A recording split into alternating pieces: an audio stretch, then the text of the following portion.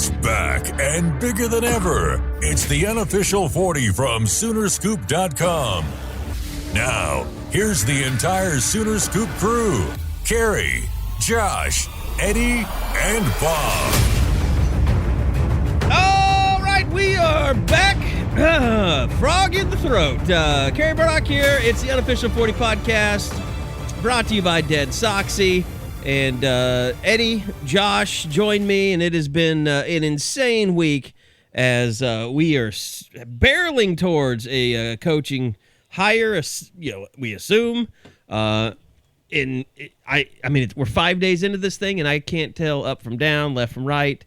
It seems like, guys, I'm sure you feel the same way, but it seems like reality is being bent into a form of something that I'm not really sure what's going on most of the time.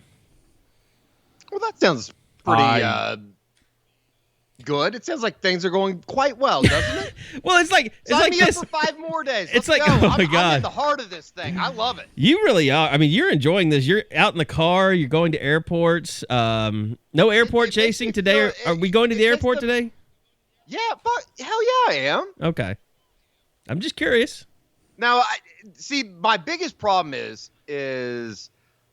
I am really worried that they're not going to bring whoever it is through Max Westheimer. In fact, I think I've almost talked. I'm in my own brain on this. I think he'll be coming through Oklahoma City, maybe Wiley Post. Lincoln and Alex Grinch and those guys. Yeah. They left through Oklahoma City. Will Rogers through one of the private hangars out there. So I'm kind of in my own brain on how they go about bringing these guys in. Do you think they sent a private jet to pick up Roy Manning just to get him out of here for the safety of his life? I don't know. We need to get into that because that whole entire situation. I mean, since Sunday, it's just been one shitstorm after the other, hasn't it? Do you think whether guys are entering the portal, whether guys are decommitting, coaches being two-faced, it just, I don't know. I know you're not a movie guy. It all comes back to one scumbag, Carrie. I know you're not a movie guy, but after that, was it Greg Biggins that wrote that article for 24/7 that outed Roy Manning? I just pictured in one of the Dark Knight movies, the one where he's like in Tokyo, and they come and steal the CEO with like the cargo plane and make like a land pickup. Like that's what it was like with Roy Manning. Like he just climbed up on top of the Switzer Center, and they had like a C-130 flyby, and he strapped something to his chest, and the big hook came and just took him away. Before we get into like the coaching stuff, I just feel like the Roy Manning thing is just a continued middle finger to Bob. Yeah, I think that is the absolutely. root of my anger. No, it's a big you to Bob. I mean, it cannot be argued. I just don't understand, me of all people that loves killing the olds, it rubs me the wrong way that these guys, and I guess these guys is, some of the staff that is gone, mostly Lincoln Riley in the way that he departed on Sunday. Just like, how could you do that to the guy that gave you the keys to the program like this? Josh, it is just the ultimate arrogant tactic to think, we're so much smarter than these guys. We're going to do some stuff that they don't expect. It's really going to hurt them. Guys, this is, and something I've talked to some people about through the week, as we've heard more and more of the last few weeks seemed weird and everything was off. And it's the curse. Lincoln Riley is a very smart guy. We can all accept that. We all acknowledge it. Very sharp, savvy dude. Like most sharp, savvy dudes, he has a tendency to expect everybody else to be fucking stupid. And I think when that happens, you get things like this. I want to be clear. I don't think this was some sleeper agent move or I don't buy that shit at all. That's really stupid conspiracy. I know. It would be, hey, we'd sell a lot more subs if it was. Like if I was sitting here ranting and pretending I had proof of that, I just don't believe that. I don't think that's what that is. At the same time, you can't, I understand that these guys are okay. So I don't know how many people have watched Wake Forest football this year, maybe more than most years I could ask this question. But you guys have seen the way they run that damn zone read, where it just wait and wait and wait, and they wait, and you're like, God, give him the ball or don't. Do something with it. That's what this feels like with these coaches, and it's not their fault. Like, they're trying, I've gone on the rant about this. They're trying to, I think in most cases, the guys who are still in Norman want to stay in Norman. That's what they would prefer to do based on conversations I've had. At the same time, they know that at best it's a coin flip that the next coach would keep any one of them, and is certainly not going to keep all of them. Some guys will lose their job. There's just no doubt about it, depending on who comes in and who he wants to bring with him. So you get this like waiting. Like it's a game of chicken. Like, how long can you wait to see who Joe Castiglione hires and then find out what your future is at Oklahoma versus I can go take the sure job at USC, but that time is running out because Lincoln Riley's got to fill out his staff out there too. It's just a middling situation where nobody wins. I said it. I don't think I'd ever considered how hard this is on assistants. You know what's interesting? So Isaiah came by the office yesterday. He had to come pick up his check. And so we're sitting there talking. Yeah, I know. Get a direct deposit, you somebody. I get it. And we're sitting there. I thought we were paying them in Bitcoin. Doge. No, it's Doge. So we're sitting there talking, and I'm like, okay, so kind of give me a rundown, like what your schedule like, just so I know what's going on with you and, what days you have and stuff like that. He's like, well, we lifted today, and we lift on Friday. And I was like, so who is, like, in charge of that since Wiley's gone? And he said it was Brian Keegan's. And he's kind of, one of their sports science, like, I'm sure Spacemon 25 probably knows a lot about that dude. And he's like, yeah, some of these guys are just trying to find out. And I think he was talking about Caesar. He was like, yeah, he's just trying to find out if he has a job out there because he just had a kid, and he also needs to know, like, how much he can make because he's got to live out there, and it's really expensive. And it's like, you don't think about that kind of stuff, like with support staff and strength staff, like they have to make a whole lot more money living in LA than they were in Oklahoma. Like, you can make 125 in Oklahoma, you're just fine. You make 125, you might as well be working at McDonald's in LA. I think that's what McDonald's employees make in Los Angeles. I'm pretty sure that's about right.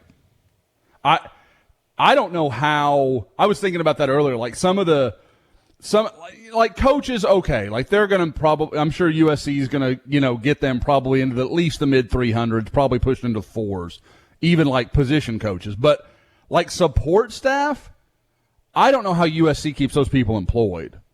How do you live in that area on even $80,000 a year, which is probably extreme for a lot of support guys?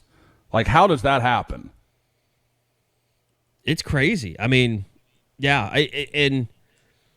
when you want to pay your defensive coordinator, on par with teams in the SEC that don't have to worry about that kind of stuff. Yeah, I mean, that's what we always talk about when, like, people will talk about a Cal or a Stanford job opening. We're like, well, why couldn't it be like Notre Dame? Because the cost of living is obscene. I mean, you've got to pay, Palo Alto or like Berkeley. San Diego State. Like, know what prices are like in San Diego? It is ridiculous. Yep. I remember we drove by Chuck Long's house when he was the coach out there, and it was like it looked like about a $120,000 house in Oklahoma. It's like, that's $1 million house right there. Wow. Tiffany and I have talked many times, like, if we could just uproot our house, go set it on a plot of land in California, sell it, and pretty much retire. So, and as you have noted, our house is absolutely nothing special. So, like, it is. He's so proud that I said that. No, it's fine. Like, I'm good with that. No, you're just happy that you don't have to hold the pressure of living in James Harden neighborhood anymore. No, I don't. I mean, I live on the water, a very, very small retaining pond. But, it's – but we live on the water, bitch, so whatever. There we go. With gators, probably, from time to time. Yeah, we don't let the kids go out back very often by themselves. That would just be now the dogs, they can run wild and free. That's the kind of neighborhood I grew up in. I couldn't go outside, especially after sundown. In the mean streets of Putnam City. Yeah. It was insane. Okay, so a lot like Compton. So, and I'll say this too, like, just talking to Isaiah, like yesterday was the first day that the team really got to, that really since they were told, I'm leaving, that they kind of came together. Sure. And I got the sense that it was really like a kind of a what the just happened kind of meetup. Like they were all had just kind of come to grips with it over the last couple of days, and they were just like, how did this happen? And how did he do this to us? I did a little bit of hanging out around the facility yesterday, just kind of cruising around, seeing what the scene's like. And I ran into a couple players and a couple of support staff members as well. And I think that there is still like a very much a little bit of kind of what you said, Carrie. It's like, did that really just happen? Like, did that guy that had told us we were family for 6 years, 7 years, just pack up and leave overnight, basically under the cloak of darkness? And it's just, I feel for the guys in a way, because I think that, like, I don't think that people truly understand the amount of just blindsidedness. Just completely out of nowhere, get a call after, for the most part, your season ends in Bedlam, and you go from thinking that you're going to, and regardless of what we thought and regardless of what the fans think, that's a group of guys in a team that thought that they were going to beat OSU, thought that they were going to be practicing for the Big 12 championship this week.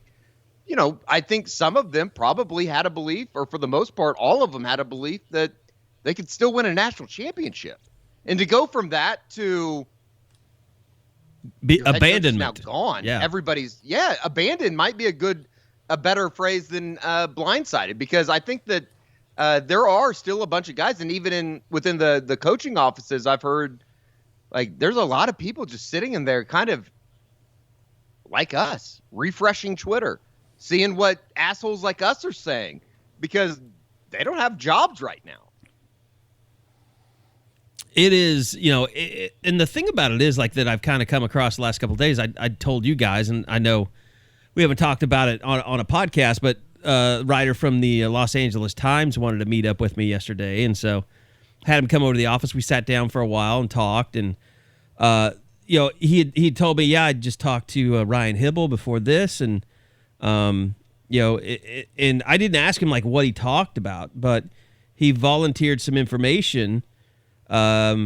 Basically saying, because he started asking me a question, he goes, did you really get the feeling that Lincoln and Caitlin were very private people? And I hadn't really thought about it that much. I mean, it's just kind of, we knew that that's how they were. But for somebody like Ryan Hibble, who supposedly knew Lincoln really well, to say how private he was, really kind of hit home to me. I was told that if there was somebody that was as close to him down there, it probably would have been Ryan Hibble. And he thought that he was private and reserved. And that Caitlin was too. And I mean, I know, Gabe Eichert, I'd given the writer's name to Gabe Eichert, and Gabe had told me, kind of shared with me some of what, and it seemed like he was really hitting that angle about how much did you really get to know Lincoln Riley? Like, and I assume that'll be a big kind of part of this piece. But it is really strange when you think about it. Like, he had no personal interactions the entire time he was here with anyone.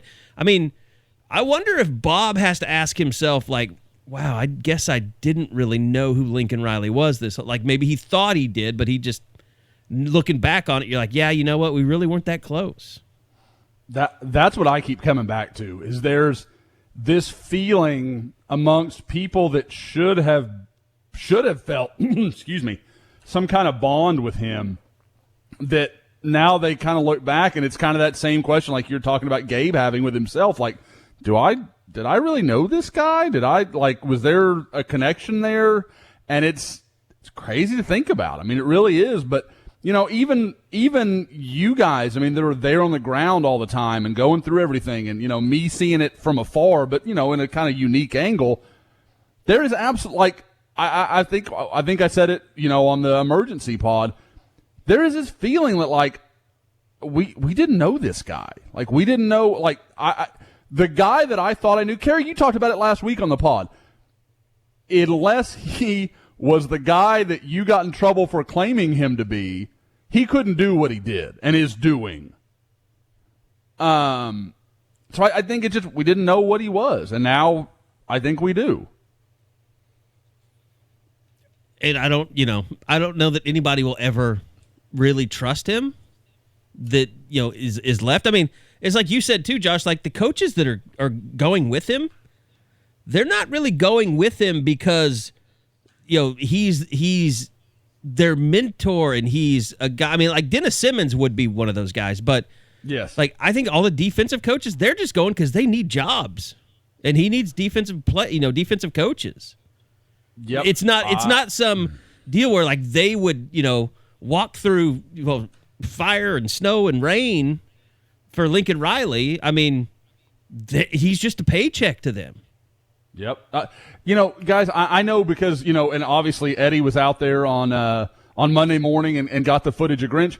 Guys, I have been told repeatedly, Grinch, if all things were equal, probably doesn't go. I think he would have liked to stay too. But he knew, guys, nobody keeps coordinators unless you are I don't know, a perfect example, Dave Aranda. You keep Dave Aranda. Mm-hmm, Alex Grinch isn't on that level. He's not keeping his job. He knows he's not. Position coaches, maybe. The certain right guys, yeah, they could stay. I'm sure a few guys on OU's current staff will probably be retained, that kind of thing, but it's a modest number.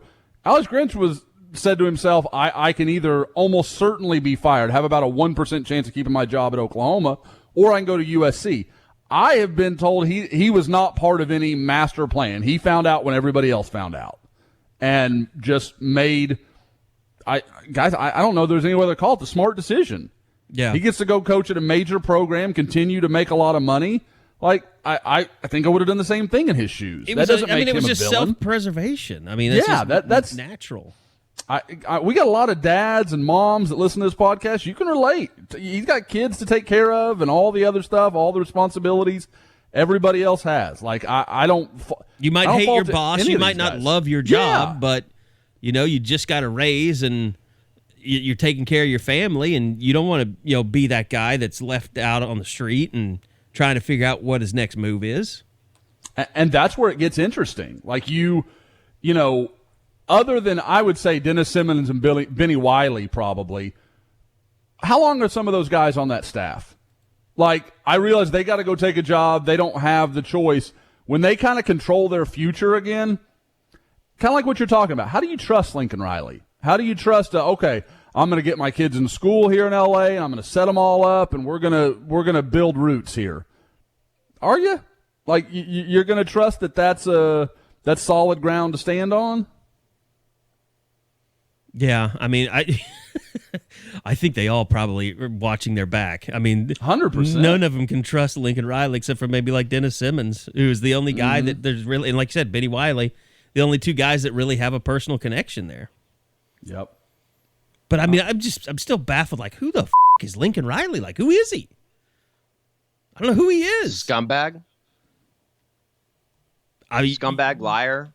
Yeah, I mean, you can only judge him by his actions, and his actions say that he is all those things. Because, guys, and I get a lot of people. I went on some SEC radio this week, and they were like, Josh, this is standard fare in the SEC, and I'm like, I cover enough recruiting to know what's pretty relevant. You're used to, okay, Alex Grinch going after Gentry Williams makes all the sense in the world. Alex Grinch recruited the hell out of Gentry Williams. That's fine. That's fair game. USC had been a contender for Gentry. So, I get that. I got no problem with that. That makes all sense in the world. USC going after Jake Taylor? What?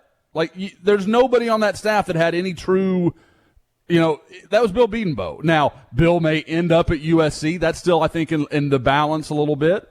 But unlike Roy Manning, Bill Bedenbaugh's not out there trying to recruit Jake Taylor for USC. That's not happening. So I don't know. Well, you bring up a good point here, too. I mean, we need to shift to this. So it's Thursday, and I had heard there's kind of a deadline for Friday for everything. Like, does OU almost is Lincoln Riley almost holding OU hostage to make their hire so that these coaches that are here know whether they can be here or not? I mean, are they coming up against a deadline of tomorrow where they either have to tell OU, I got to go to USC if they don't have a coach ready to go?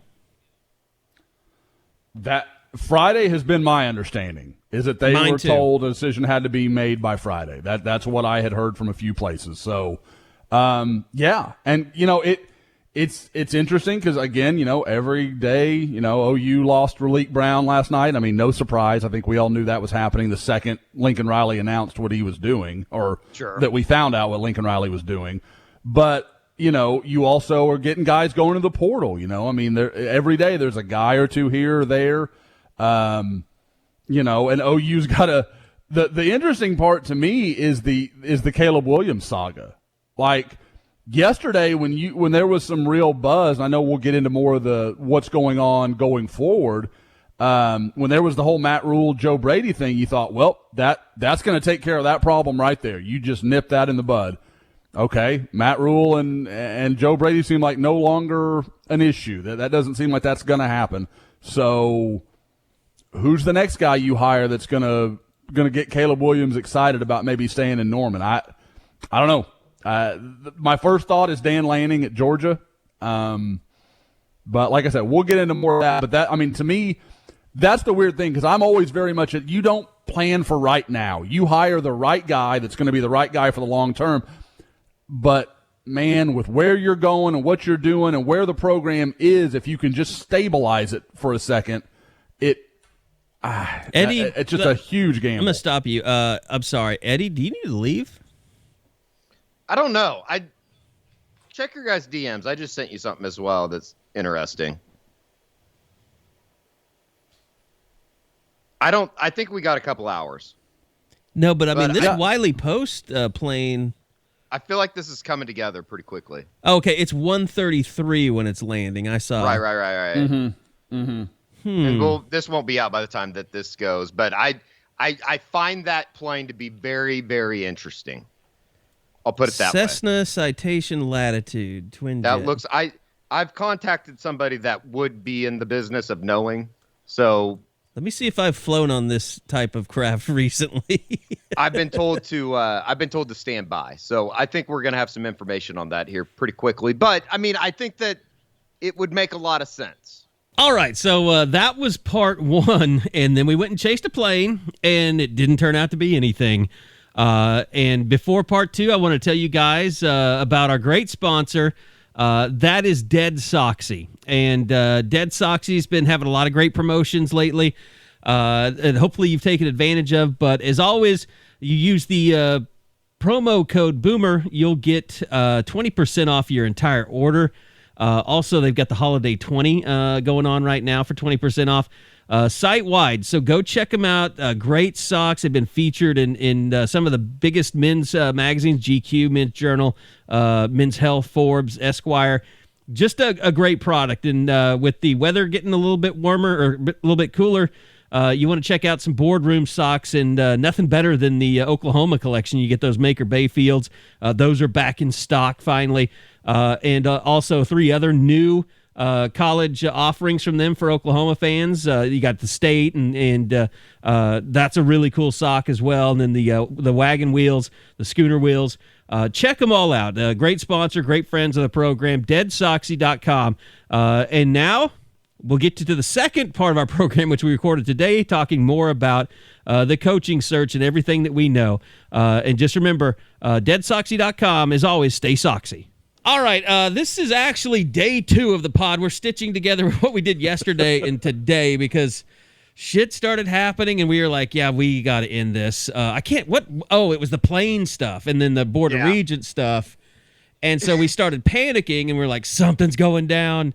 And so Eddie went out to Wiley Post, and it ended up being nothing. And I probably should have taken some more time and checked around, because as I was checking around, basically, I was told, yeah, nobody's on that plane from Clemson.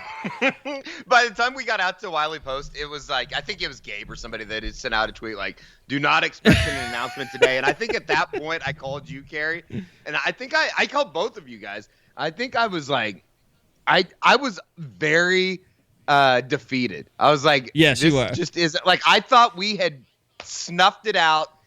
We were going to go out there. Somebody was going to get off that goddamn plane, and the rest was going to be history. It's weird because everyone I know, including today, Jared hit the wall, and he's done with this.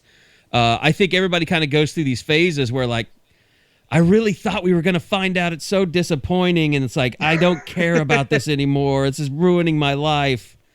And everybody's going through it, I think. You know what's the craziest one? And I appreciate anybody that has, like, asked me because that means they're thinking of me. But I promise you all, when we know something, I bet we report it. We're not waiting for somebody to text us and say, you know what? Yeah, I'm going to tell you who the next head coach is. This isn't like a commitment from a recruit. Like, we're not waiting for the okay to run with something. Like, if we find something out, we're telling you. Like, everything that we have found out, we have put on the board. Like, yeah, for the most part. And I want to say, Josh, you've the crazy shit. Yeah, Josh, you've taken the lead. Yeah. You've done a fantastic job. But everybody has contributed, what they're hearing. We just even some of what I've had has been group work, so Yeah. I don't want to make that feel like that's me at all. Like that's us. And our biggest congratulations or thanks go out to all of you listeners who have, all you fans who have subscribed to Sooner Scoop. We are now, it has been one of the most dramatic runs in the history of Rivals as a network.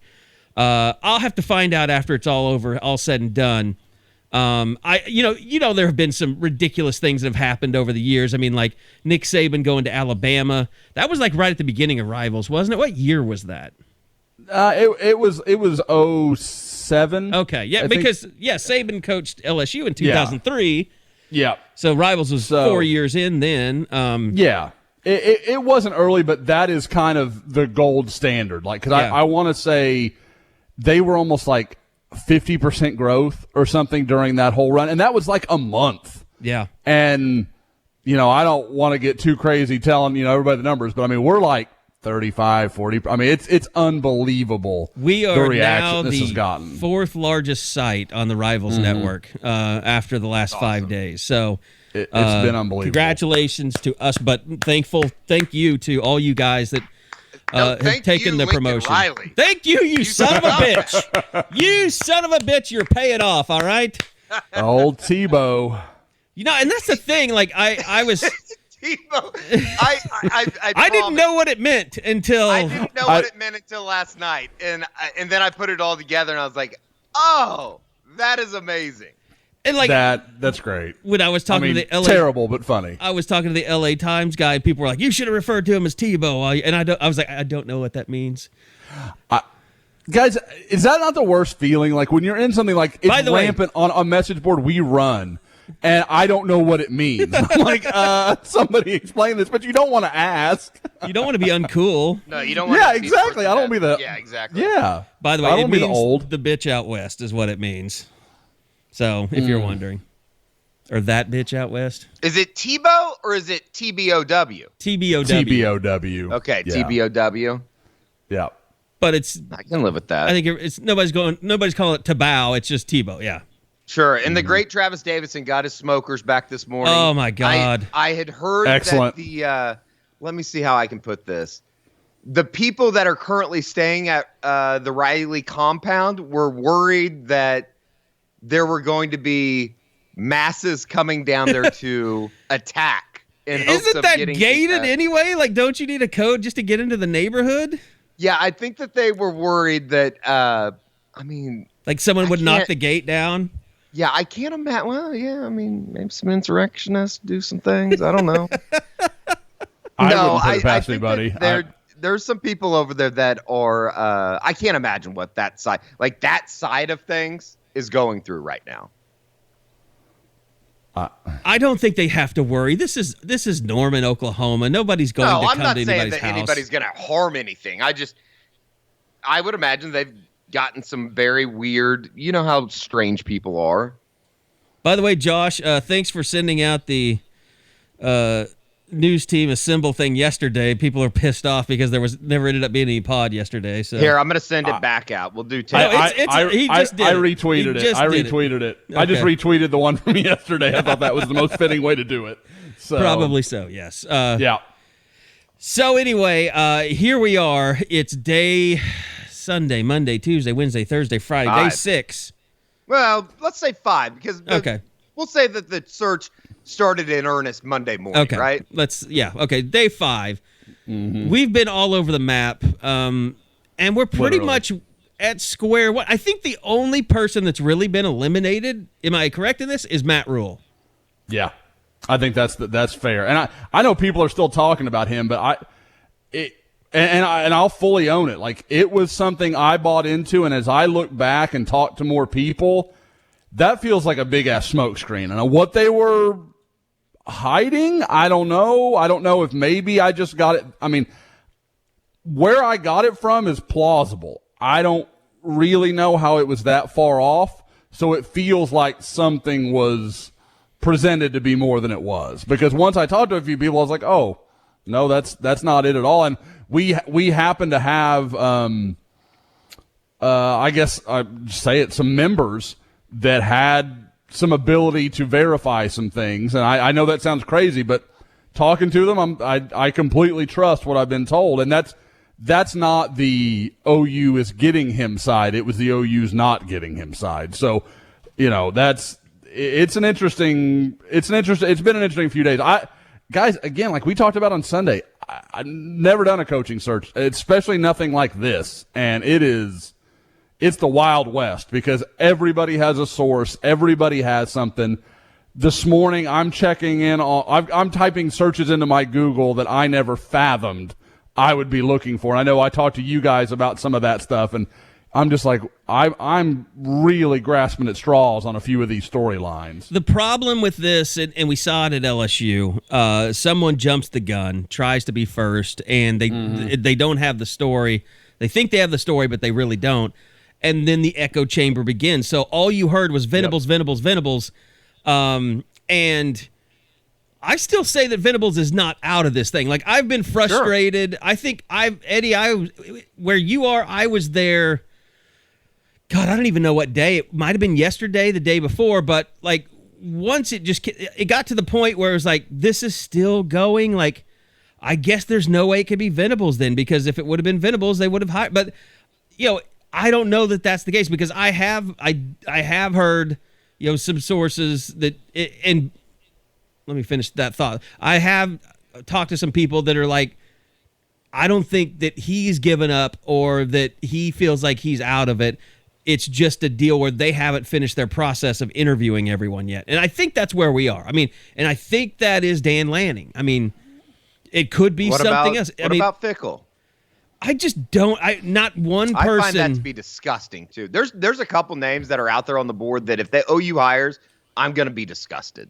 Well, we'll get to that. But I mean, back to Fickle. Like, I have never found one person that believes he is interested in this job, and I think it goes to his roots. He's just not from here. I don't think he would be comfortable in a job. He knows he can get the Penn State job if it opens again. I mean, let's face it. I know people are signing contracts like Franklin, but he's got to be better, or he's going to get fired. I mean, or Ohio State if something there. If Ryan Day jumps to the NFL or something, like, who knows? I mean, but I just don't think he's interested in Oklahoma for whatever reason. Agreed. I think it's got to be a mega Midwest job. That's really the only. I know OU fans are like, not interested in us, whatever. I don't think he would take Clemson if it was available. I don't know that he'd take Alabama if it was available. I mean, that's how, when you talk to people, how dogged he seems about staying close to his roots. So you're basically saying he's waiting Ryan Day out? I mean, and I don't think that's going to happen anytime soon. I think if Notre Dame would have called him, I think that's a possibility. I think that's one I could buy. Notre Dame, Ohio State. I think Penn State makes some sense because I know there were a lot of people, talking to some people. I do you say around the Cincinnati program? Like, because, I mean, that's not really a thing.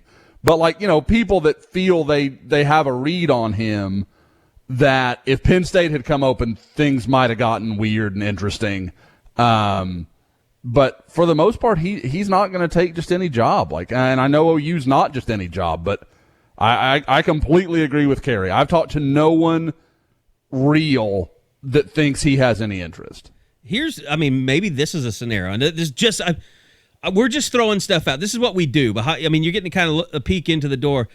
We ask ourselves, well, why would that be the case, or why would he be interested, or what would keep him, from being interested?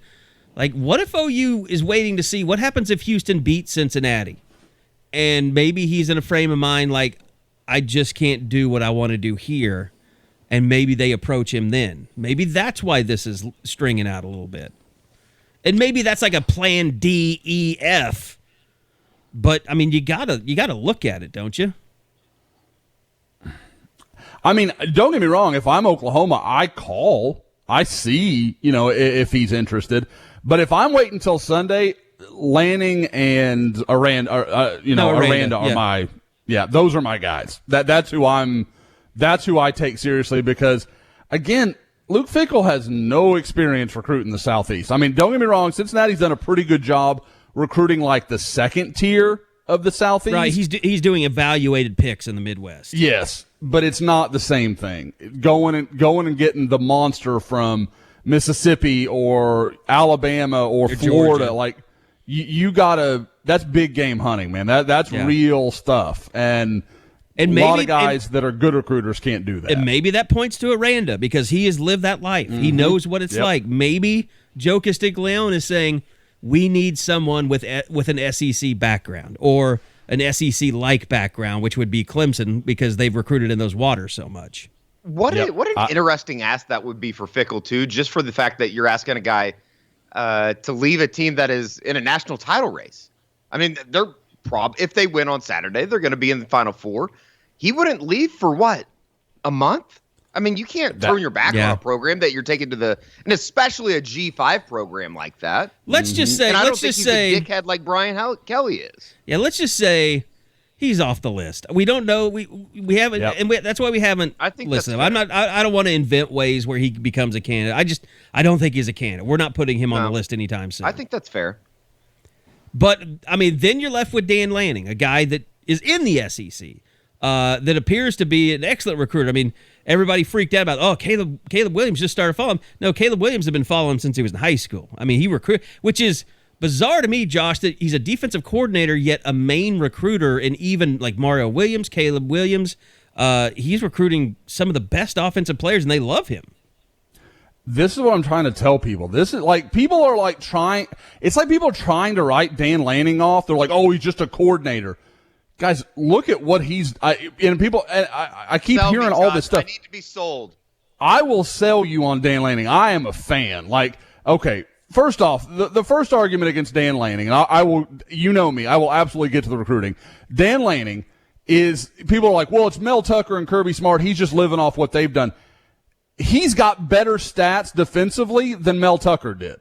Like, his defenses have been better on average, yards per game, all the stuff you want to look at, he's been better than Mel Tucker and is putting up right now the best defense in college football in the last 35 years. What they're doing is unfreaking believable. And I don't care that there's not a lot of great offenses in the SEC and around college football. You still don't do what they're doing. And you want to say, well, yeah, look at all the talent he has. Who the hell do you think recruited it? Like, it's not there by accident, and a big part of that is exactly what Kerry's talking about. He is an absolutely great recruiter, very active, does a lot of stuff, high-energy guy. I mean, talk about the stuff that you talk about. Guys, we've talked about, Shane Beamer, how much we like him. We think I'm still a fan of that if it goes that direction. I think Shane Beamer could be really good. At the same time, you get Lanning, a guy that's, been in the wars in Southeast recruiting against Alabama, Florida, LSU. He's fought all the big dogs, and he's got wins. That means something. And if you want to talk about a guy that maybe could walk into some rooms with 10 days to go, if he's got a couple of current OU assistants with him and that might win some battles, Dan Lanning's in that conversation. He's one of the top guys that could walk in with the credibility to be like, guys, I just won the SEC, had the best defense, in the country by a mile. Come play here. We're going to go to the SEC. We're going to do the same stuff. So yada, yada, yada. You get into the whole thing, or as Bob Stoops, the da-da-da-da-da or whatever it was. So, again, I'm not saying he has to be the guy. There are other options I like as much, maybe a little more. I love Dave Aranda. I'm a big, big fan of that. But at the same time, this shooting him down, I don't get it. I don't understand it. I like it. I mean, I like the idea of having someone that's been in the mud recruiting wise of the SEC that understands how it works.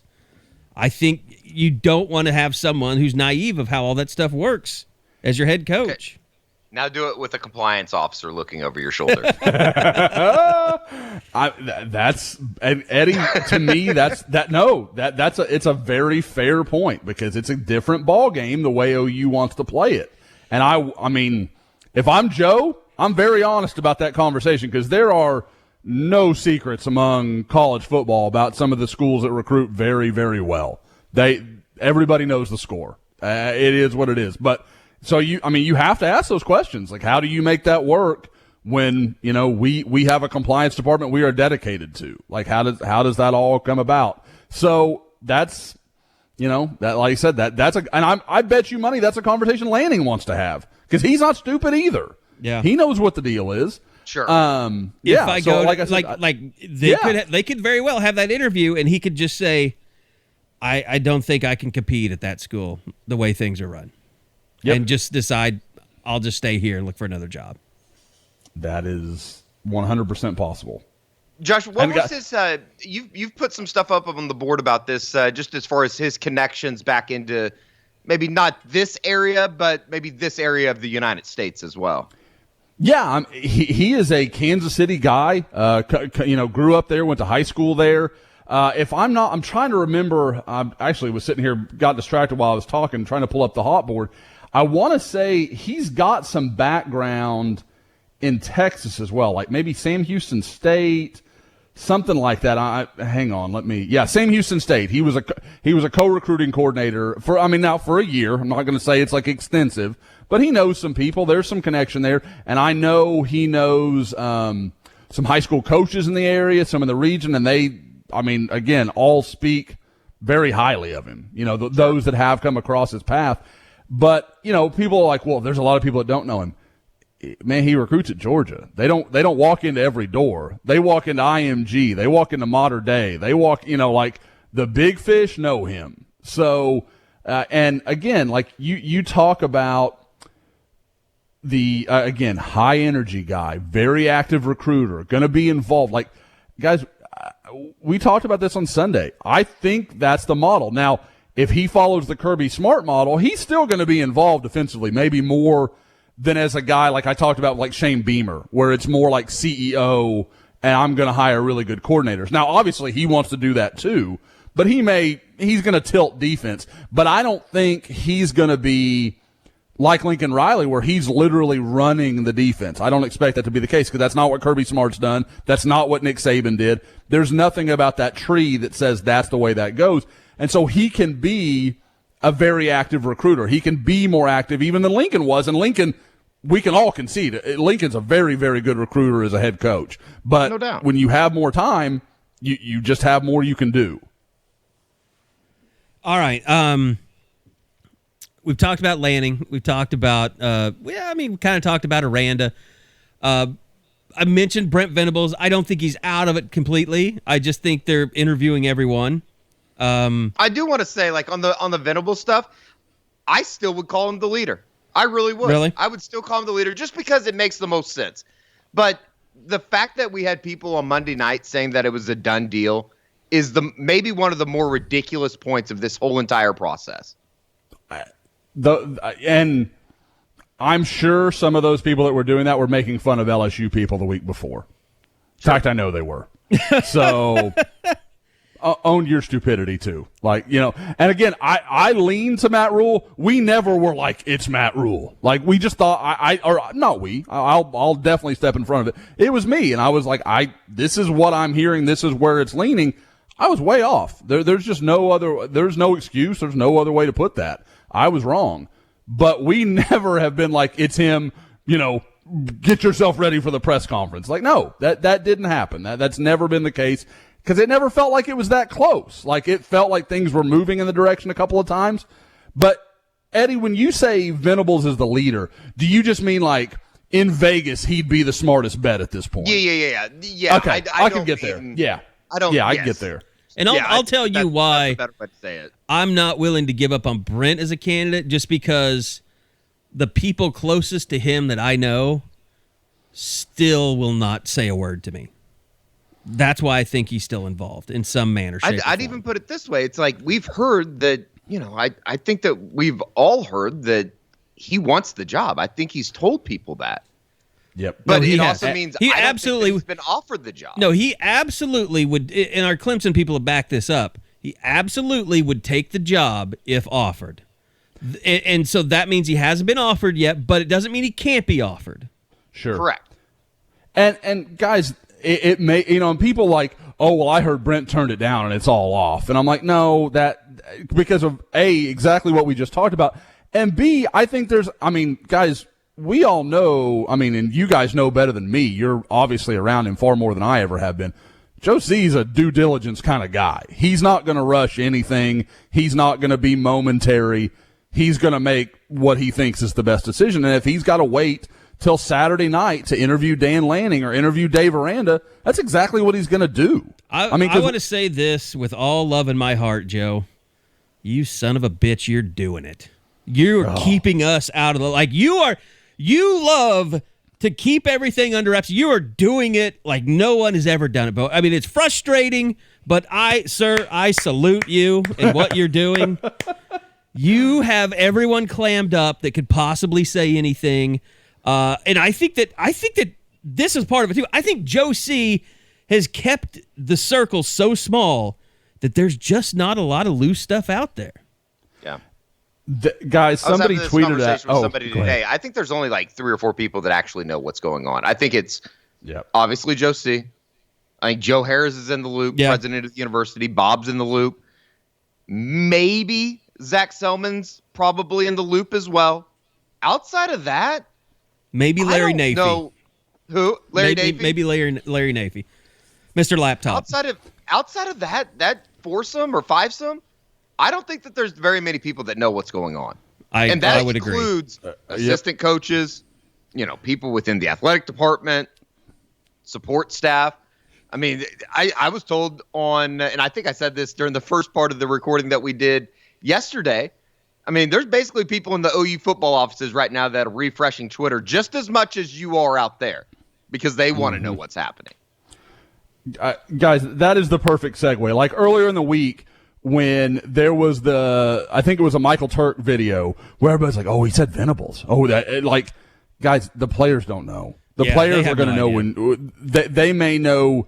If Joe can really keep it tight, they may know a minute before you know. The players, and I can tell you this. Tight. I got so when Gabe kind of put that out there, then I'd heard that there wasn't going to be a hire. I was like, boy, it is nap time. I am napping. And so I went and got a nice couple of hour nap. And I'll tell you that here's where the players' heads are. I woke up to a text from Isaiah Thomas asking me if Drake was really in Norman. Like that's where they are. That's where their heads are right now. Like this was going around in my buddy text group this morning or last night. It's like if you would have told me a week ago, not only was OU going to be looking for a new football coach, but somehow Drake, the rapper, was going to be a part of all of this, like I would have been literally institutionalized. Well, let's throw it out there. Let's just throw it out there now that Dabo Swinney is being introduced at a Drake concert inside Memorial Stadium. That's the rumor that started being thrown out there. And I'm going to be honest. I want it to be true. I do want it to be true. But, that's part of one of these conversations that we've had this week when you go, I can't believe that I just said that out loud because I sound like an idiot.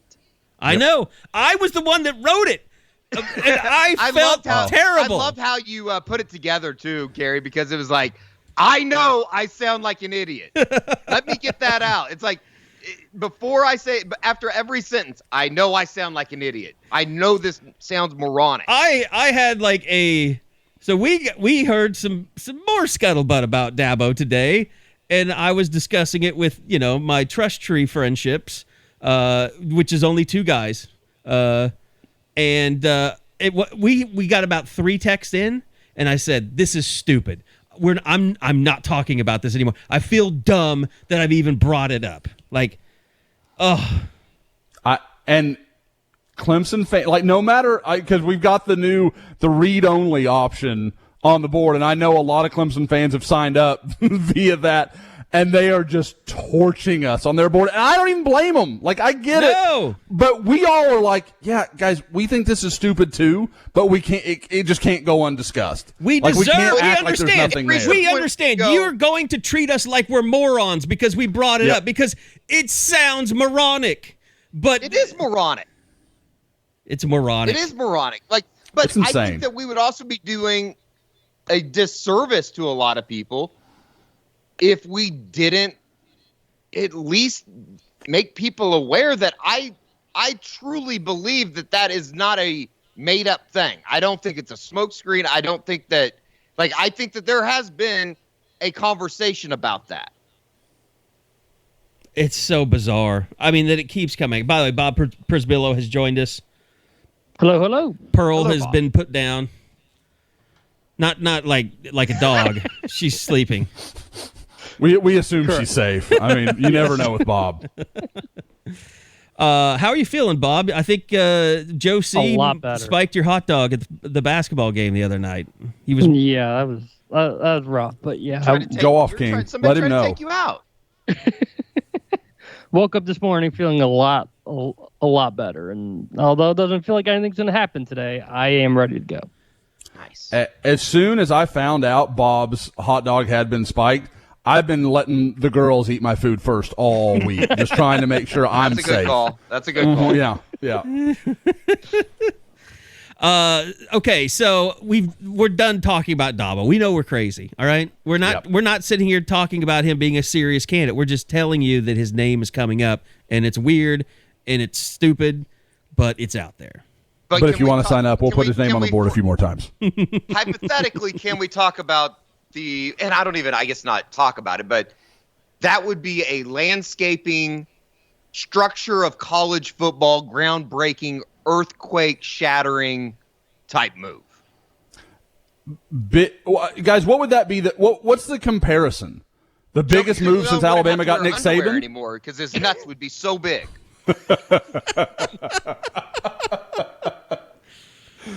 He's probably going to put that on a plaque in his office somewhere. I don't know how that even happens. Like, Clemson will pay him whatever he wants. It would have to be something that's not about money with him. Right. Mm-hmm. Which I think for Lincoln it was. I mean. Oh, yeah. But it's the reverse Lincoln. As to where Dabo's pretty much already in the spot Lincoln clearly wants to be in, a conference he can more or less walk through. And it goes against everything that Joe Castiglione is in terms of budget, not paying ridiculous amounts of money. And the only thing that I could think of, if it could happen, it's not going to happen, but if it did, see, I have to qualify everything. I think it would just be because Joe C. said, look, Brian Kelly's getting $15 million. If Lincoln Riley's getting $15 million, we're going to get to this point as well. We might as well just go hire one of the best and just get it over with and pay it. Will Dabo have to change his accent like Brian Kelly? Family. Or this is the other. This is the other. Brian Kelly could enter a witness protection program. This is the other thing I thought is maybe Lincoln Riley pissed off some donors so much they went to Joe and just told him he has a blank check. Joe Harris insinuated that yesterday after the Board of Regents meeting there's alumni that are even more invigorated now than they were maybe last week. Oh, shit. Really? Yes. Yeah. Oh, Dabo is happening. Shit. Oh, damn it. Somebody's got to clip that. Eddie Radosevich, first report. Yeah, that's going to be... Do you guys want me to tweet this out from the Scoop account? The Lost or Oval what is do we wanna do here? definitely clipping that and putting it out there out of context now. Yeah, I appreciate Eddie sending the audio. You could definitely hear it in Joe's voice. There's no doubt. There are some donors who are like in revenge mode, ultimate revenge mode, and will do whatever it takes. It was a question about, is the university going to be hurt financially from, basically a football fallout? Yeah. Uh-huh. And he said, quote, "We've got a seasoned and talented team. We're going to have a new head coach. This is going to be a road bump. And in fact, in some ways, and you've seen the media that's out there, we have some donors that are more invigorated right now and more committed. If we do this the right way, which I'm confident we think we will, I think the answer to your question is no. And in fact, in many ways, I think we'll come out stronger." So It's what Dabo! did I say on Sunday? It's Dabo! What did I say on Sunday? It's Dabo! Oh, God. See? Okay, quote tweet. the It's thing that kind of went Dabo under the at radar. Terry The Murdoch. thing that did kind of go under the radar yesterday at the Board of Regents meeting was, as much as the sky's falling in on the football program, the overall structure of the university and the economics behind it, much better place than it was 3 years ago. Which is funny after all the COVID stuff. You'd think, Sure. especially when talking about coaches' salaries after COVID, I think the natural assumption would be they wouldn't just skyrocket out of nowhere. In fact, they've just gotten worse than ever before. Well, Jim Gallagher saved the university by not cutting the grass. You can thank Gallagher for not planting flowers for a couple of years on the South Oval. We were talking about that yesterday at the Board of Regents meeting. What just an insane time period that was.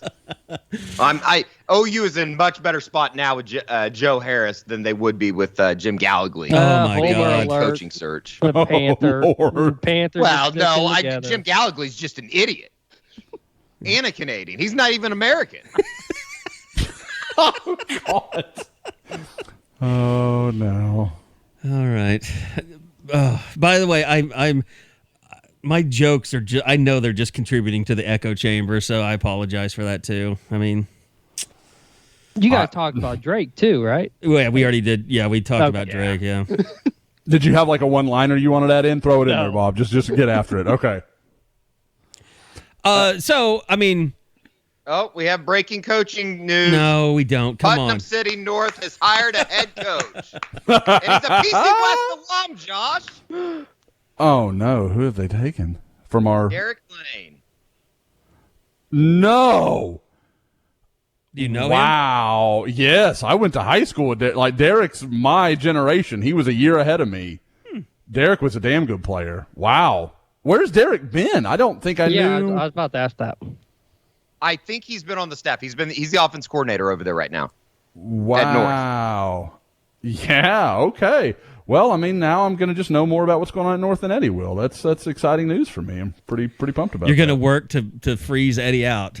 Seriously, I'm like, don't. This Radosevich guy just He will take you he's down. a problem. Yeah. The coaching news we've been waiting for all day. The head coaching news is settled. We always Now knew my what happened when focus we can turn potted. to the That's other an Eddie coaching search. video waiting to happen.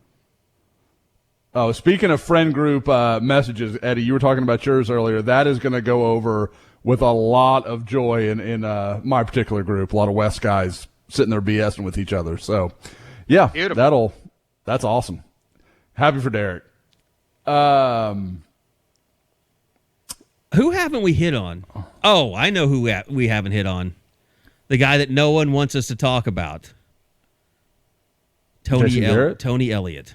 Tony. Nope. No. Nope. This is basketball pod. I won't do this. I'm out.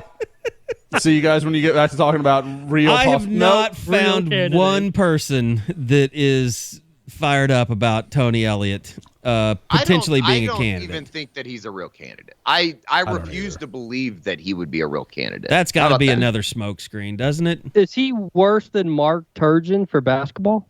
Yes. 100%. No, he's not that bad. Turgeon had coached at a major level and won. Yes. Tony Elliott Yes. had one of the worst offenses I saw all season for the first half of the year and then sort of got it together at the end. I truly don't believe that. I don't want to say that Joe is that stupid, but don't you think, like, in some ways you have to be able to sell this hire to the fan base? 100%. That would be It would be a hard sell. Yeah. Yes. It would feel like It would feel like you failed. It really would to the fans. In fact, you can't sell that to the fans. You just can't, Joe. No. If you're thinking about it, you need to stop. I would rather see a Jay Norvell get an opportunity before Yes. a Tony Elliott. I think, like, all things considered, Jay Norvell's done an excellent job out at Nevada. He has, but he needs to be in a job like that. I don't think he needs to be the guy, but he'd be better than he could take over for like Kirk Ferentz at Iowa and just keep doing that system. Yep. But not a glamour school. No. If you're expecting him to come in and evaluate and recruit and bring in 5 stars, it's not going to happen at Oklahoma with him. I mean, I like Jay, good guy. His recruiting history is not stellar for the big boys. Let's be honest. He technically got fired from OU. Can't bring it back. I'd rather have Heupel. He was kind of the height of that OU era where they were always in the top 3 for an elite dude, but never actually got closed on it. Yeah. Yes, well, I mean, his best class. I mean, they fell apart on DGB. That didn't happen. They got Trey McTwire, who we all know how that worked out. And I saw it. Deron Neal, who was underachieving. I mean, nice player, but not a star, not an All-American type player.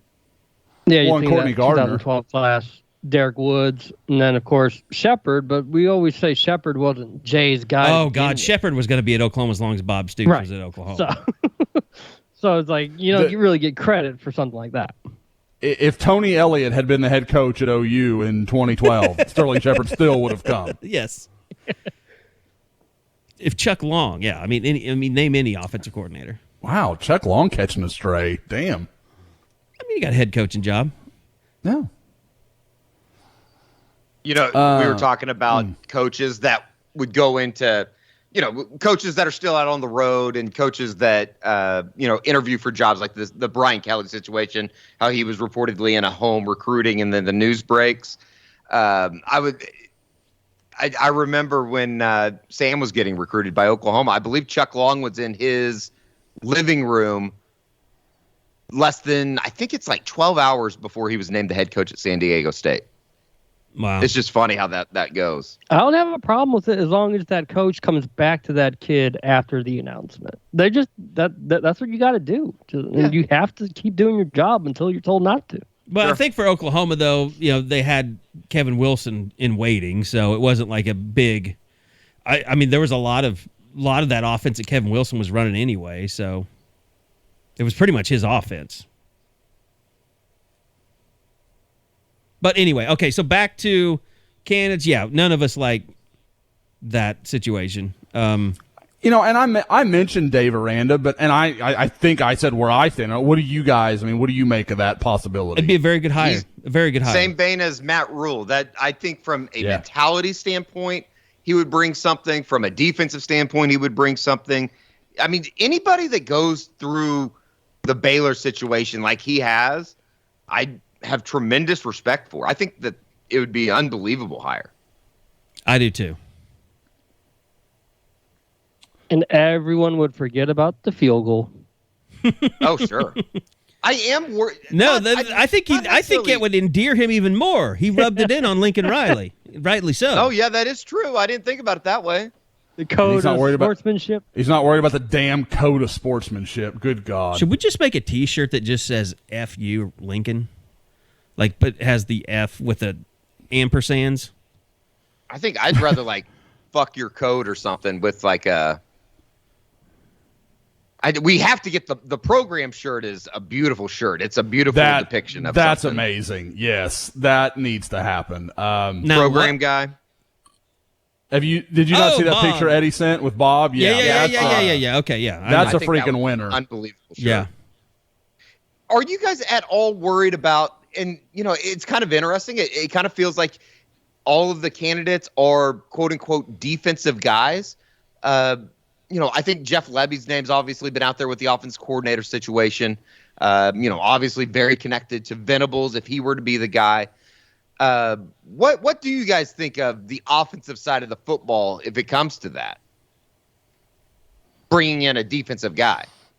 You've just got to make the right hire. I mean, that becomes the second most important thing about this process. Guys, do you think there's some credence to the idea that OU may even know what they want to do or has a good idea of what they want to do, but want to announce? I've heard some talk of, OU wants to hire the head coach, the OC, and the DC and announce them all at the same time. Have it like a solid front. Well, that's why these are going to be our guys. That's why you hired Dabo. I mean, that's probably why they're interviewing Tony Elliott, just to make sure that he could handle it here, along with Dabo. I knew you were Brent. going to say that. Is Dabo good enough to take Tony Elliott? I can't decide. I'm having a mental aside here. I really think we're all four going to end up in an institution after this. Yes, I am for sure. Oh God. Yeah, it's. And we'll have Drake. Just like we'll when have I Drake think days. I know something. Yeah, we should just play Drake. Like we'll just play it really loud in all of our houses, just to remember. Like I said, that to me, if you go with an Aranda, you go with a Lanning, you go with even Brent, you need to almost instantaneously have your OC in place. Let me ask you this. Let me Jeff ask you Levy this. or anybody else. Let me ask you this. There's been Lincoln. There's been Brian Kelly. What is there a coach out there that you could see being poached? A head coach, a sitting head coach? I've thought about that, Kerry. We probably should have mentioned this I found before. myself going through NFL coaching rosters. Yep. Like clicking on assistants that I've never even heard of to think if I could have some type of connection to this guy coach with this other guy in 1997, and maybe that would make sense that Joe would have got his eye. Like I don't feel like there is in the coaching ranks that guy that we're just not thinking of. Here's a theory. What if the Matt Rule smokescreen was all about Joe Brady, and maybe Joe Brady wanted to get out of the NFL and back into college? That would be a pretty big that shift makes sense, for but him. Why have they waited? That's what I want to know. Yep. If it's a guy that doesn't have a game, Not to be Saturday, the head coach. I'm saying to be the offensive coordinator at Oklahoma. Oh, I got you. And offer him a shit ton of money. Because he might be in trouble in Carolina. Right. Yeah. Right. Yep. I could buy that. That's perfect. Because everybody's like, well, Kenny Kenny can. They would want to do that all together like that. I feel like, what's the term that's been used time and time again down there? It's time is of the essence. Like, obviously, I don't think that guys are, and we'll get to the recruiting side of this and the impact and some of the guys that have pledged and saying that they're not going anywhere. I just feel like, what are you losing by waiting a couple days so it has some type of continuity, if that makes sense? I mean, look, I just think they have to interview Dan Lanning. I think that's it. I think that's what the wait is. I mean, even Bob came out today and said he thinks they'll have this done by Monday, if not this weekend. So you don't think it's Aranda at all? You think it's Lanning? No, I think it could be Aranda too, but Okay, I got you. Yeah. I got you. Any chance Oklahoma State loses to Baylor? I wouldn't think so. Not if they, unless I think the only way that only way that OSU loses to Baylor is if they go out and turn the ball over 3 or 4 times. And I say that they lost the turnover battle by 3 the first time around. Yeah, and they lost it to OU and still won. So sure, I just think Jim Knowles and that that defense playing the same team a second time just going to dominate them. I do think that there's like a certain level of you don't really know, in a championship game. It is a little bit different for both of these teams to be playing in it as versus, Oklahoma State didn't just play terribly great last week against Oklahoma. If Oklahoma doesn't have a couple of coach that cared. Yeah, you said Jeez, it. no. You said it. Had a foot out the door. I'm sorry, Lincoln. Bob just went in on you. Okay, you done f***ed up. It just looks like it. There's no other way. It does. It feels like Bob, you're not wrong. You're the better angel on all of our shoulders, and when you're we've all heard whispers that as soon as they lost to Baylor, he was checked out. I mean, and that weird mispractice. Isn't there an idea that it went all the way back into before the Baylor week? I mean, probably bye week, yeah. Guys, the weird mispractice, the Monday after Texas that everybody's talked about. I mean, like, there's a lot of weird things over the last month and a half of that season that now that you look back, you're like, I did talk to somebody that insinuated that Tuesday missed press conference, he wasn't talking to USC as much as maybe meeting with his agent. I could see that. By the way, can I no one's going to listen to me on this, but can we please stop trying to make up nasty rumors about Lincoln and his family? Yes. It does. It's a bad look, OU fans. Just please stop. Lincoln Riley did not have an affair with anyone that anyone has ever heard of. The stuff about his kids, like, leave him out of it. Just the stuff about the kids is fucked up. It just straight up. Stuff That's about what the it kids, is. awful. Can you imagine though the idea that, like, okay, so he had an affair, so his wife said, let's move to Hollywood, and you be the head coach at USC. Because that'll do you think you are? Cure your infidelity. With the strongest concentration of beautiful women on the planet. Yeah, that'll be perfect. God. Okay. We've heard it all, man. I've heard everything this week. And I get it. It's just stop it. I mean, it's bad. I mean, don't be that bad of a person. You're a bad person if you're doing that. By the way, one of the names that we haven't talked about that I guess maybe you could make an argument for this weekend actually plays Friday night. Mario Cristobal. John Casano is reporting that Mario Cristobal and Oregon have reached a contract extension. And that's the thing about the sitting head coaches. So many have gotten those extensions because of all the uncertainty of the other schools.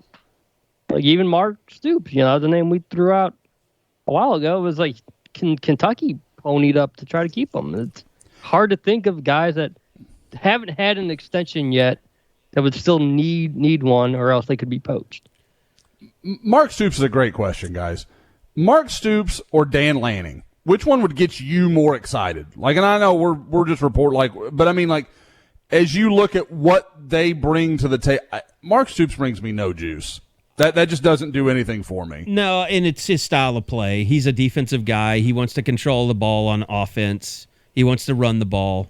It's not a high flying offense. He is not prescribed to his brother's theory about offense. And I mean, look, we're not stupid. Like, Lincoln Riley was great for Soonerscoop.com. I mean, 5-star recruits everywhere. Yes, more of that.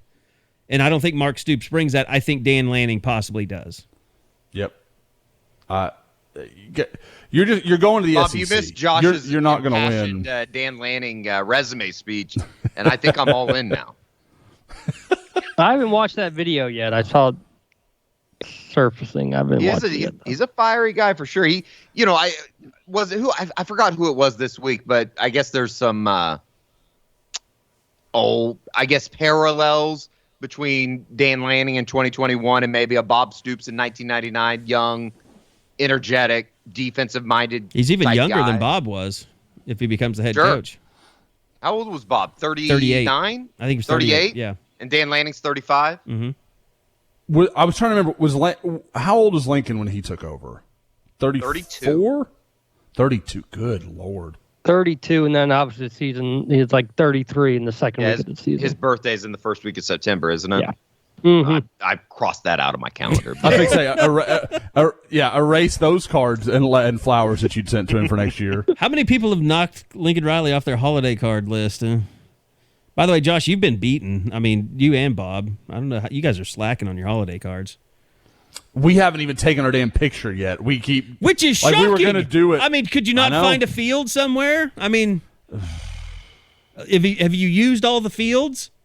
I mean, yeah. I mean, what? God, one year we literally walked down the street and like we had a little green. We had a greenway next to our old house, and we just walked down to it, let the girls play in leaves, and took a picture, and it was perfect. And you're like, oh, that's great. And like I tell Tiffany all the time, I'm like, I'm not paying somebody $300 when I have better camera equipment than they do. Like, I'm not doing that. That pisses me off. I love that. It is funny when you get a wedding photographer or somebody that's got like the Best Buy camera, and you're just like, oh, idiot, I got better stuff than you. You've never even heard of One Call, have you, douche? All right. No, but real quick, we never really answered the question, who could you poach? I really don't like. I don't see one. Like, Matt Campbell doesn't do anything for me anymore. No. By the way, can we just talk about? Start spitting out names. Chip Kelly doesn't do anything for me. Which, by the way, he might land Spencer Rattler. Do you guys see that? You want to talk about after Jaden Daniels? Yeah, for sure. You want to talk about a dude that doesn't want to recruit? Yeah. Jimbo? No, obviously not. No. He's thinking about adding Gary Patterson to his staff. I thought that was interesting. Jimbo is, I thought Sarkisian was. It was Sark, yeah. Oh, that's what. I was thinking Sark, and I meant. Did I not say Sark? You said Jimbo. Yeah, I said Jimbo. I'm an idiot. That's all right. None of us have slept. See, Mike Gundy, like, if it wasn't Oklahoma, you have a shot. Yep, agreed. He'd never do that, but if it were like, I mean, Tennessee's already apparently taken a shot, but like a blue blood that wasn't in that bad a shape, like if it was, I'm trying to think. Penn State. That's the first one that came to mind, but I was trying to think of somebody. I mean, it'd have to be more like if Michigan Florida, State. Say Florida had come at him. Yeah. Florida would have been interesting. Did Florida I still hire? think. Yeah. They hired Napier. Billy Napier. I think would have been. Yeah, that's right. I know. I think Billy Napier would have been offers outstanding for Oklahoma if that would have gone differently. I think Napier is going to be really good. Guys, the one that gets it going for me, but it'll never happen, is Lane Kiffin. It'll never happen. Yeah. Oh, but 100%. like that would get people juiced. There's just no doubt about it. That would be awesome. And he'd probably at work. I mean, you guys talk about wanting Jeff Levy. Go to a Lane Kiffin press conference. I think it would be amazing. Electric. Yep. Very electric. Although I've heard some people say campus corner, it'd be amazing. I've heard some people say, like, in those sort of settings, like, he's fine when it's like like there's a couple people like people are like, well, if it's one-on-one, he's really good, really engaging. He'll talk with you, kind of, just open up. But as soon as there's 4 or 5 microphones around, he kind of laces up a little bit. So I don't know if that's just our imagination or if what we see on TV or whatever. But I feel like at Ole Miss, he's found a pretty good, a pretty good setup for him. Like it's big enough that he can win. It's not so big that it might get out of control, like where he gets too wrapped up in stuff that doesn't matter. Kind of the image and the social media and that sort of thing. Like, because he's at Ole Miss, people don't care if he says something that's a little off the cuff or a little wrong. Like, he can get away with it. You do that at Oklahoma, everybody notices. Like, there's no missing it. If Lane Kiffin was hired here, it would not be by the current athletic director. That's the thing. There you go. People, when I put up that first hot board, they're like, well, how is Lane Kiffin not on it? Because Joe Castiglione will never hire him. Do not fool yourself. That will never, ever happen. It's funny, and I found myself. What? Just been informed a flight from Starkville is coming into Norman today. Might be a prop plane. I have no idea. Speaking of, that was going to be my next, and I was like, that one doesn't do anything for me. They wanted a coach that could win big games. Yeah, he's not the answer. Yeah, that's. Have you guys been surprised that we've gone 5 days now and there really hasn't been any Josh Heupel chatter? Isn't that kind of like, for so long, everybody thought that Josh would be the next head coach at Oklahoma or an eventual candidate to be a head coach at Oklahoma. And it just never has. I mean, is that bridge just completely burned to where there's no rebuilding? Well, the problem is Bob's involved in this search. Yep. Sure. And that relationship is irreparably damaged. I mean, do they really not even talk? No. Yeah, that's wild. Sad. I'd like to see that mended. They can make up. I'd like to see that mended, and I'd like to see Malcolm Kelly mended. Those are two that need to happen. Could he be a wide receiver coach candidate? Depending, I mean, I guess there's so many dominoes that have to fall to even know who would be doing the hiring, I guess. But I wouldn't think Dykes retained him or will retain him. No, because I would think that's samples. Yeah. You would think it's sampled. Since their entire recruiting class is gone, it's SMU. Yeah. Because of him.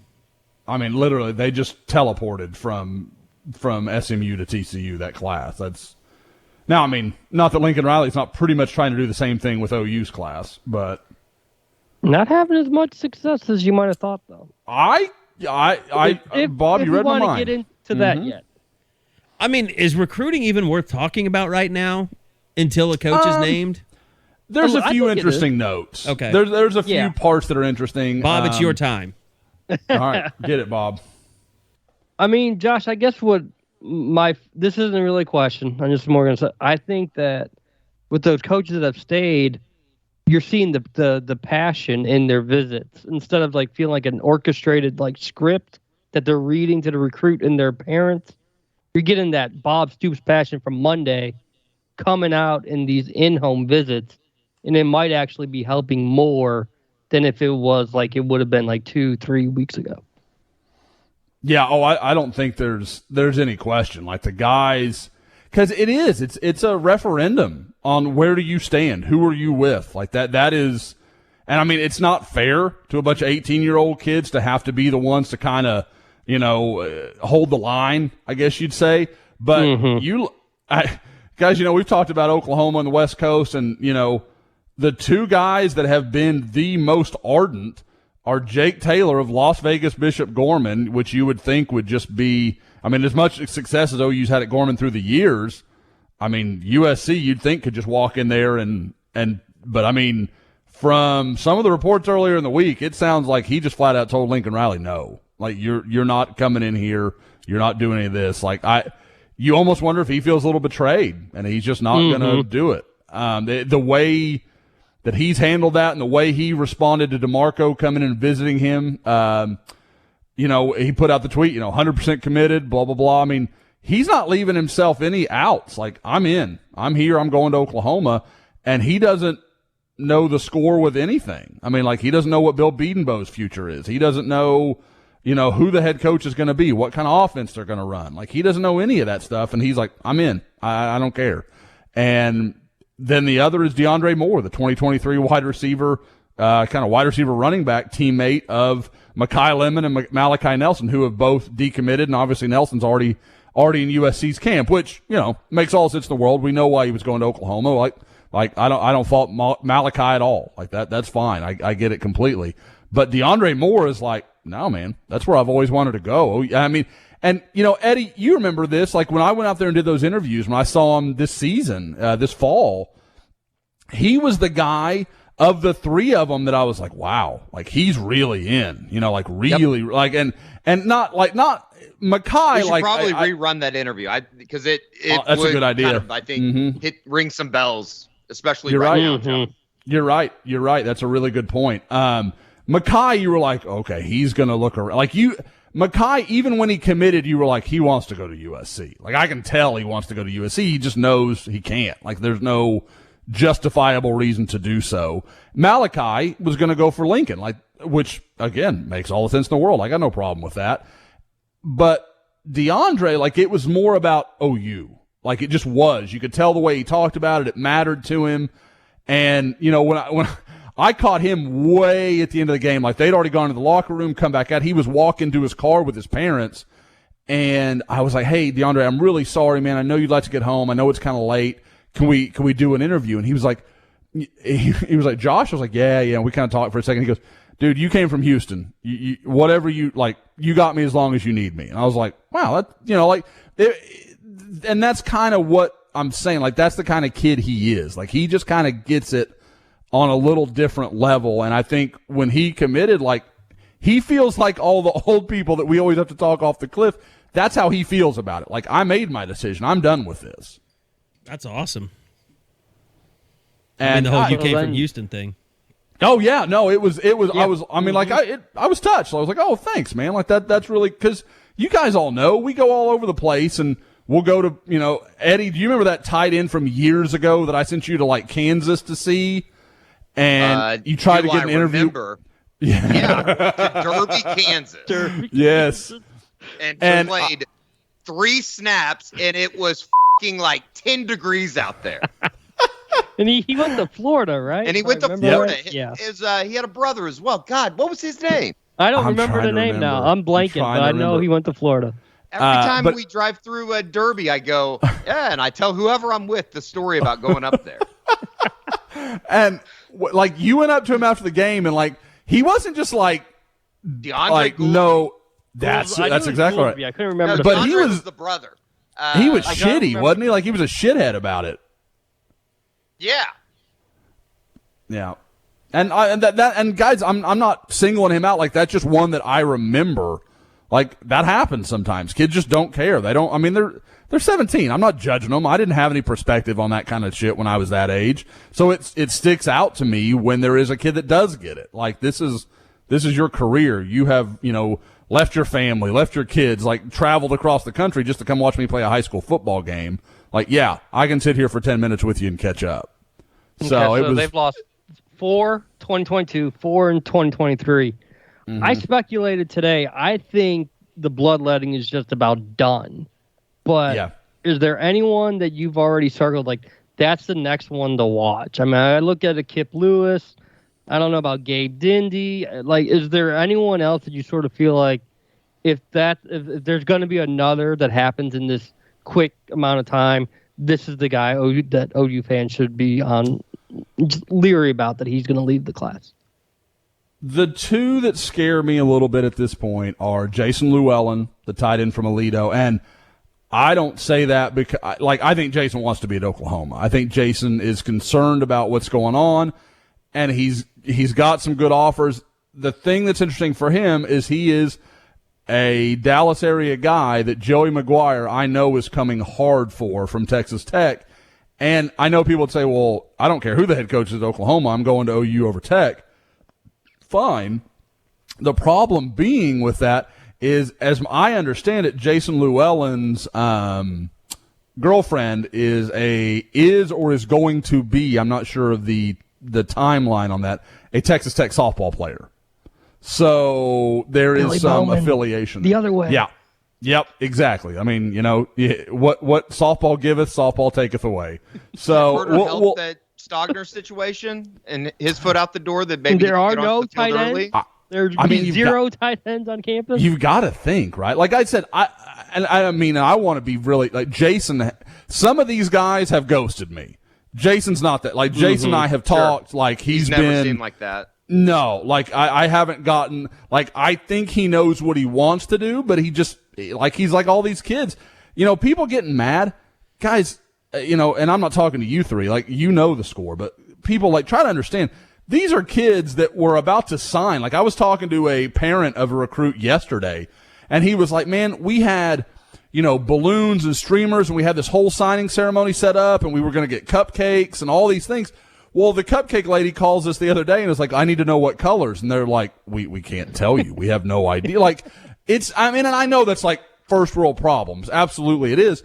But that's what they're dealing with. Like all these things that they were excited to do. Well, the brakes just got slammed on it, and now they're having to figure out what they're going to do and what their future is and all these things, and they don't know. Because, Kobe McKenzie, he's going to go visit Texas this weekend. If he leaves Austin and there aren't even rumors of a commitment, I'll be surprised. I know he's excited about that trip. It's going to be interesting what he kind of thinks of Austin. He's never been down there before. So, and I know there's been a couple trips he's taken that he just didn't respond well to, and he just loved Norman. I mean, OU was a home run for him. If they keep Brian Odom, I don't think there's any question. He's going to go to OU with Brian Odom, almost regardless of who the head coach is. But we don't know if that's going to happen. There's a lot of people at USC that think Odom's going to go out there whenever that time comes. I don't know. We'll see. I mean, like I said, I think anybody thinking they know where the chips are going to fall on OU and USC, I think is crazy. I don't think that's right. I don't think that's the way that's going to play, and we're going to have to see. The other guy, I said there were two. The other one's going to hurt OU hearts a little more is Gentry Williams.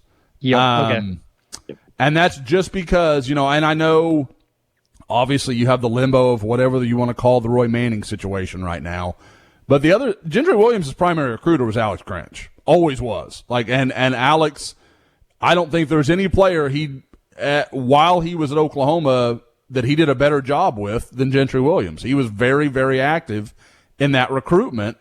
And now Gentry's stuck between the school he grew up loving and I think was genuinely at peace and very excited about his decision for in Oklahoma, and the school where he knows more of the staff at USC, and he loved USC. He loved his trip he took out there. I know I've made fun of everybody that said, he committed or he's going to USC. That wasn't the case, but that doesn't change that he really liked USC. There's just no doubt about it.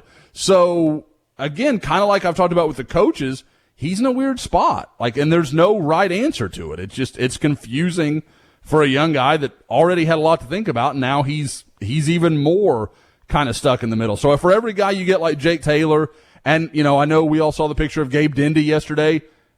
Gabe Dindy's telling OU all the right things, but I think it's kind of like what I just said with Odom and McKenzie. If Calvin Thibodeau's not at Oklahoma, I don't think Gabe Dindy is either. So we'll just have to see where it goes from there. And then a couple of now that we're less than 2 weeks away, is it just about solidifying what you already have in 2022, or can you actually try to add some more pieces? And if you do, receivers, have we reached the point where you look within the state in those 3-star kids that, they get talked about here and we say they're not at OU's level, but maybe you just have to take a flyer? I think you do. I think you have those conversations. The primary focus is solidifying 2022 into signing day. Whenever the new coach is hired, whenever that day comes, Dan Lanning. I mean, I'm just talking out loud here. No. But whoever the head coach is, his priority's got to be getting everybody on board. And if I'm whoever that coach is, I call Jacob Sexton, Jake Taylor, hell, even DeAndre Moore, just because I know he'll get involved for me and be like, guys, you're not going to be my first stops. It doesn't mean I don't appreciate what you're doing. Work on the phones, do everything you can do for me. I've got to go keep the rest of this class together, which means I've got to go see them. I've got to look their mom in the eye. I've got to talk to dad. I've got to make everybody feel good about this situation. But I will get by to see you guys, and I know what you mean to this class. You have to make it clear. I mean, there's got to be a battle line.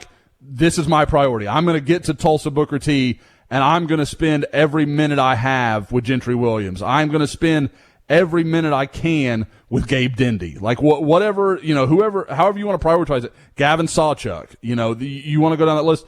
And there's still a few guys. Javonte Barnes, just like we talked about with Jake Taylor. He's tweeted out. Javonte Barnes, I think, wants to go to Oklahoma. They've just got to give him cause to do so, I guess would be the way to say it. So there's not plenty being there that can opens work. up another spot too. Yes, absolutely. And I know, you asked about the in-state guys.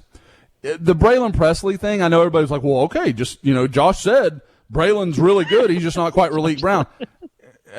I mean, I get that a lot. I get quoted a lot, Bob, this is how life goes for me. But no, with Braylon, at this point, OSU just beat OU on the field. They got a chance to go to the playoff with a win tomorrow on Saturday, and then you throw in, his brother is there.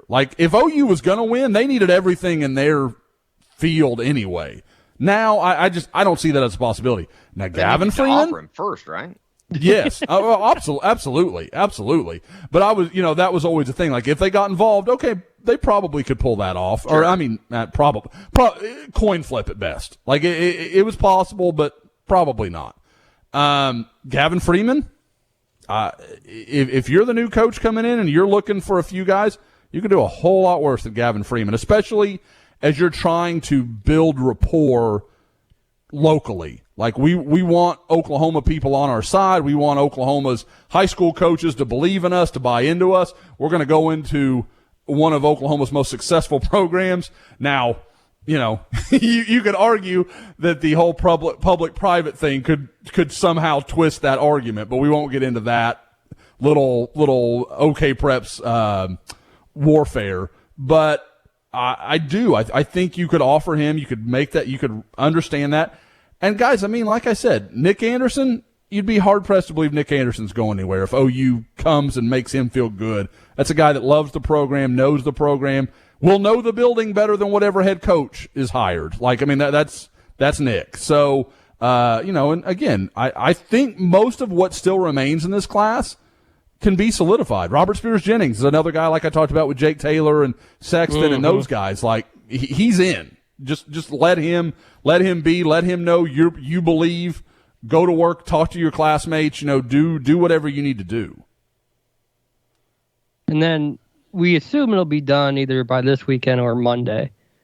Do you think they go all out for an official visit weekend next weekend? Yeah, I mean, they would, but who do you bring in? I mean, and to me, that's where it gets really, and where it could be a lot of fun for a guy like me that's seen the same names for the last month, whether it's Brent or Dan Lanning or Dave Aranda, like, do they bring in some guys that were committed to the school they were at, do some of the stuff that we've seen USC doing with Oklahoma guys right now? Are they able to pull some of that off where, hey, just come give Oklahoma a look, see what you think, and kind of do it that way? The other part that's interesting is, can you line up a big unofficial visit weekend where you get Cam Dewberry to come up, you get Devon Campbell to come up, you get some of those big-time guys that OU has been involved with, and you can say, all these things that you liked about Oklahoma, they're still here. We got new faces, and we understand that may be too big of a bridge to cross, but if not, come up here and look and just see what you think of what we've got going on. It's like a meet the teacher day. I mean, God, guys, I mean, there are a few guys on that staff I just feel awful for because they were about to do the more I talk to people, Jamar Cain was going to get Marvin Jones Jr.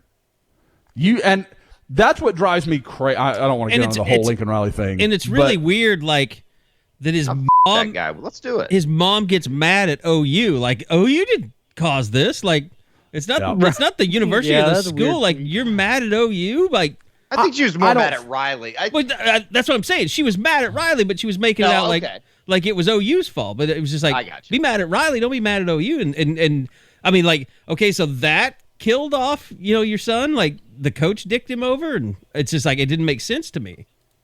I mean, guys, and you hear this talk, well, like, did Riley think he could really get the front-end talent guys, and especially up front, that could play against SEC competition? Well, I've heard Andy Staples say it a lot, and I think he's right. When OU goes to the SEC, it becomes infinitely easier to go recruit those big bodies from the SEC region. Like, I think those things go hand in hand. I now, mean, I'm not saying – we saw it all the time before Texas joined the league. I mean, and then even when they did join the league, like Dalen Mack and Greg Little, the offensive lineman? Yeah, kid from Allen that went to Ole Miss, right? Yeah. I mean, kids wanted to go to the SEC that were on, the offensive and defensive lines. Guys, another Allen kid, EJ Ndoma Ogar, that did come to Oklahoma, he really considered, I'm trying to remember who was his other finalist, but it was an SEC school, and he really considered them strictly because they were an SEC school. And his argument, I remember talking to him about it. He and I had a really good relationship, and EJ would say, I can go to OU where they've clearly produced a lot more NFL offensive linemen, or I go to the SEC where all the good linemen go. So it was kind of a, and so once OU goes into the SEC, they don't have to fight that argument anymore. Like, nope, we're all here. Like, let's go play some ball, that kind of thing. So, but God, what I was getting at though is that defensive line class could have been Derek Moore, Marvin Jones Jr., Gabe Dindy, and Cedric Roberts. And if Chris McClellan, if they had wanted him. Guys, that's an SEC defensive line class, like by any measure. Derek Moore is a monster waiting to happen. Marvin Jones Jr. is the same. And Gabe Dindy, according to some, is a top 5 player in the whole country, regardless of position. Like, we're looking at these coaches, and it seems clear that Kane is staying. Can he get Derek Moore back? I know Derek Moore does not talk to any of us, so it's hard to gauge. But what do you think led to him making the jump? I get like Pancake Hunter and some of these other guys because they're not sure their coach is going to be there. But it feels like Moore was Kane's guy, and Kane's not going anywhere. Yeah, I mean, it's.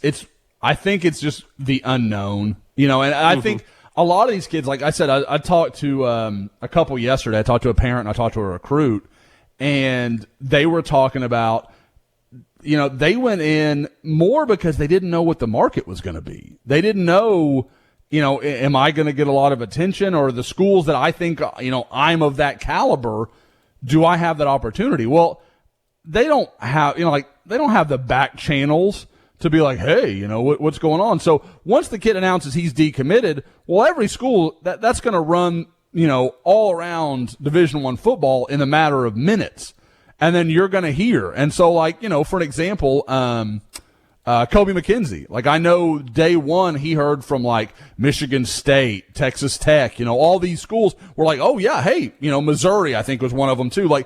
All these schools that, he was like, okay, great. I'm going to have some opportunities here. And I don't think he knew at that point what the market was going to be like for him. And I know several other guys have said the same thing. So I think that's a big part of it for a guy like Derek Moore. Could I still go to, say, Penn State, where he was considering when he picked Oklahoma? Or could, does Ohio State have a spot that's open? There's all these things that you can argue, kind of well, where do I fit into the puzzle? If the next coach wants to keep Jamar Cain, I would bet OU signs Derek Moore. I think that's an absolute possibility. I know people have asked me about Marvin Jones Jr. I don't see that. And I think because Marvin never was confident enough to pull the trigger, and I know people say, well, wouldn't he be more interested in a Brent Venables OU than a Lincoln Riley? And I'm like, I get why you would think that, and maybe it's the case, but Lincoln Riley's OU is a known quantity. Brent Venables, for all that we think of him, and as much as I think he could do a great job, or any of these other guys we're talking about, you don't know what that's going to be. And for a guy that could choose a coach he loves in Jamar Cain and a school that is a little bit unknown as far as what they're going to be in Oklahoma, or he can go to a coach he likes a little less and play for Kirby Smart or Nick Saban. I can get where the kid doesn't come out Oklahoma on that. And that wraps up this portion. Back to Kerry. How about this? We go from something that is recruiting and loosely tied to the portal as far as current players that haven't entered the portal. I'm closer today than I was probably Monday, thinking, yeah, maybe there is a chance Caleb Williams stays around. In fact, I would almost be leaning towards, if I had to choose one side or the other, I think he does stay.